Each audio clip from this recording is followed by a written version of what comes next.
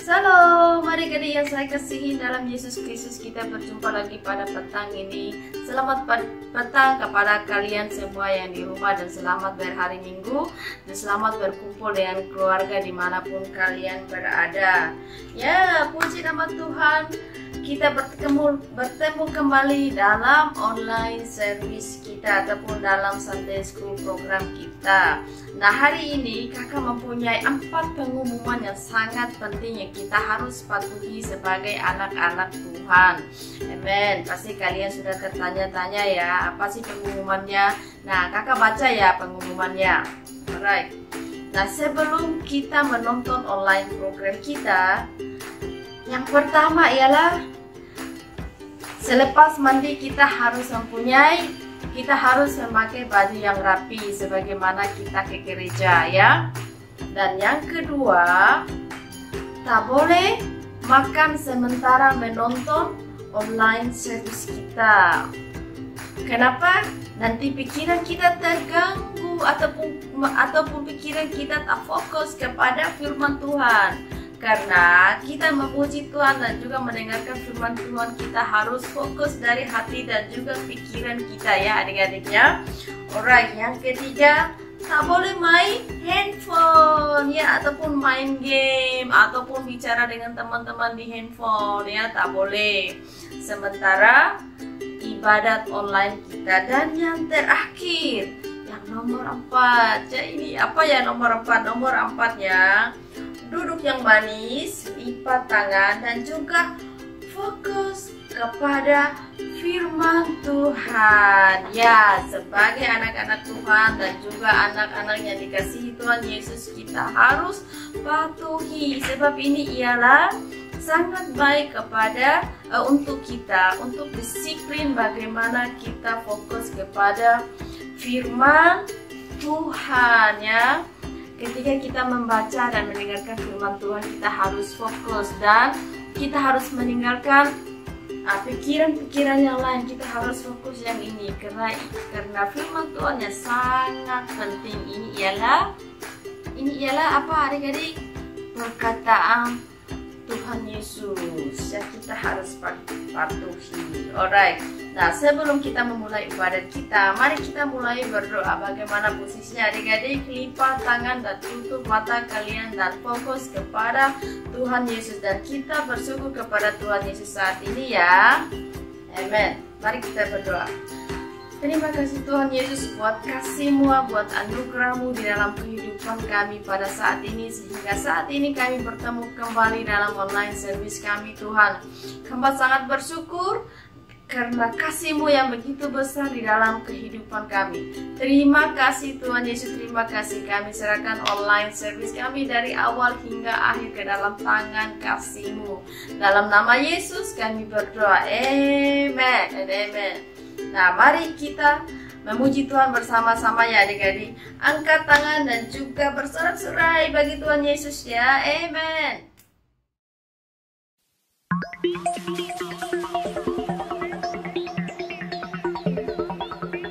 Kasih Yesus tak berubah, tak berubah, tak berubah.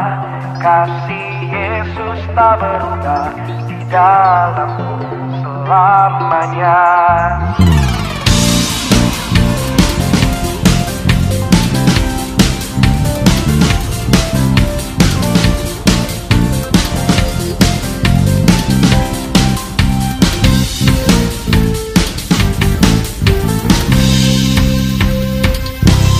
Kasih Yesus tak berubah, tak berubah, tak berubah.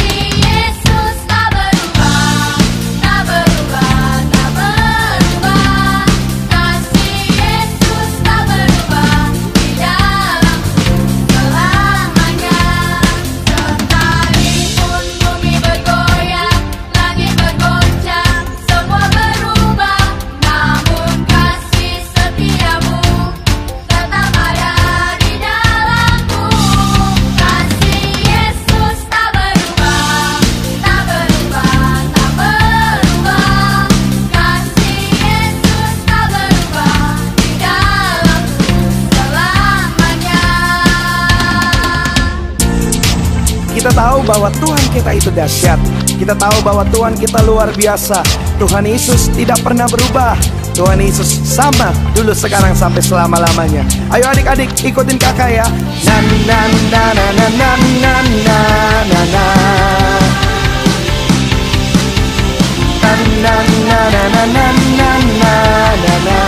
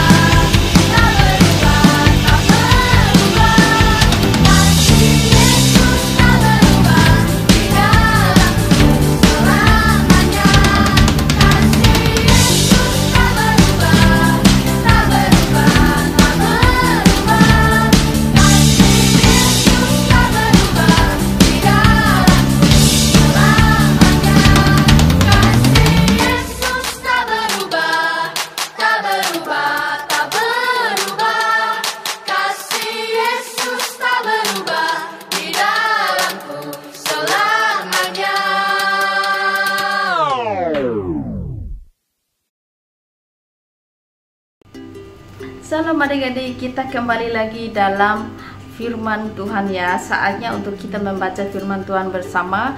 Yang pada hari ini kita mempunyai cerita tentang Abraham. Abraham yang sangat setia kepada Tuhan dan juga istrinya ya. Sehingga Abraham sampai umur 99 tahun masih dikaruniakan anak. Dan juga Sarai sampai seumur 90 tahun Tuhan masih memberikan mereka seorang anak yang bernama Ishak ya. Jadi untuk mengetahui selanjutnya, mari kita baca firman Tuhan bersama-sama ya. Bagi kalian sudah menemukannya. Oh ya, kita terbawa dari buku Kejadian adik-adik, Perjanjian Lama ya. Kejadian 17 ayat 1 dan ayat yang ke-17. Mari kita baca bersama ayat 1 dulu ya. Ketika Abraham berumur 99 tahun, maka Tuhan menampakkan diri kepada Abraham dan berfirman kepadanya, "Akulah Allah yang berkuasa, hiduplah di hadapanku dengan tidak bercelah." Ayat yang ke-17, lalu tertunduklah Abraham dan tertawa serta berkata dalam hatinya, "Mungkinkah bagi seorang yang berumur 100 tahun dilahirkan seorang anak, dan mungkinkah Sarai yang telah berumur 90 tahun itu melahirkan seorang anak?" Nah adik-adik, itu kan kasih Tuhan itu sangat mustahil ya. Tiada yang mustahil bagi Tuhan. Dan tiada yang mustahil bagi orang yang setia kepada Tuhan. Tiada yang mustahil bagi orang yang percaya. Karena Abraham seumur hidupnya sangat setia kepada Tuhan.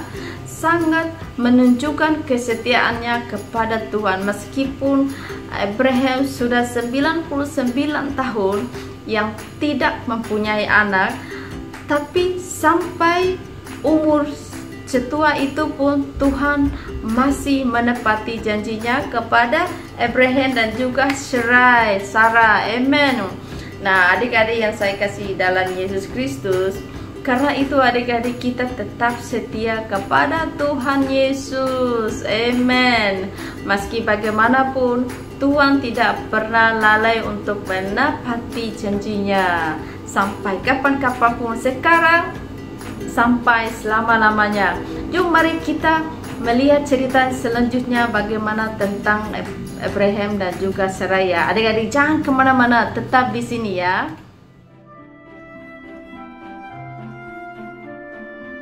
Tuhan menjanjikan seorang putra kepada Abraham.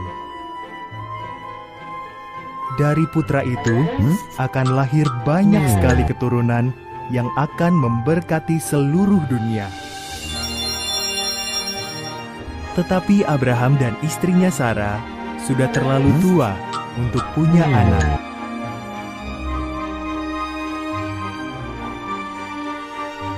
"20 tahun berlalu. Abraham tetap percaya akan janji Tuhan. Ketika usia Abraham 100 tahun dan Sarah 90 tahun, Tuhan mengingatkan mereka akan janjinya. Sarah akan punya anak.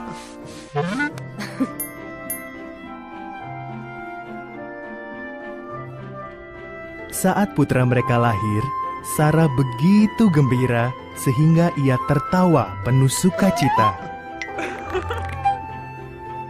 Tuhan telah membuatku tertawa, katanya. Maka mereka menamai anak itu Ishak, artinya ia tertawa.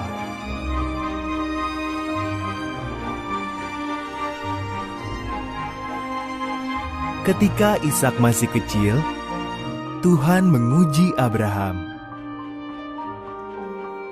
Ishak harus dibawa naik ke Gunung Moria, dan Abraham harus membunuhnya sebagai korban bagi Tuhan.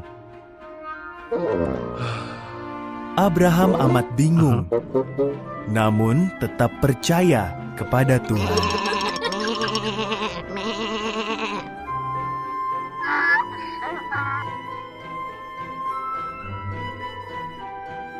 Ishak memikul kayu bakarnya. Abraham memegang pisau dan obornya. Bersama-sama mereka mendaki gunung itu. Mana anak domba yang akan kita persembahkan? Tanya Ishak. Jawab Abraham, Tuhan akan menyediakan.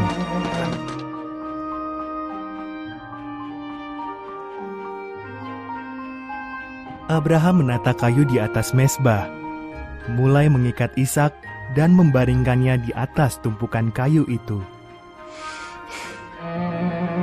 Tangannya mengangkat pisau tajam untuk membunuh Ishak. Tiba-tiba seorang malaikat berseru, "Abraham!"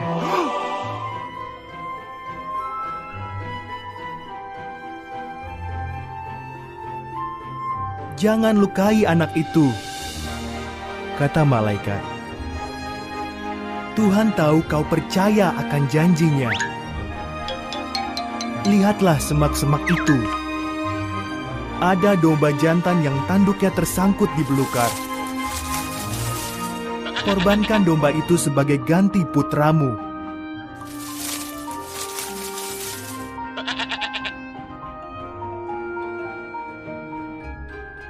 Maka Abraham mengorbankan domba itu menggantikan putranya.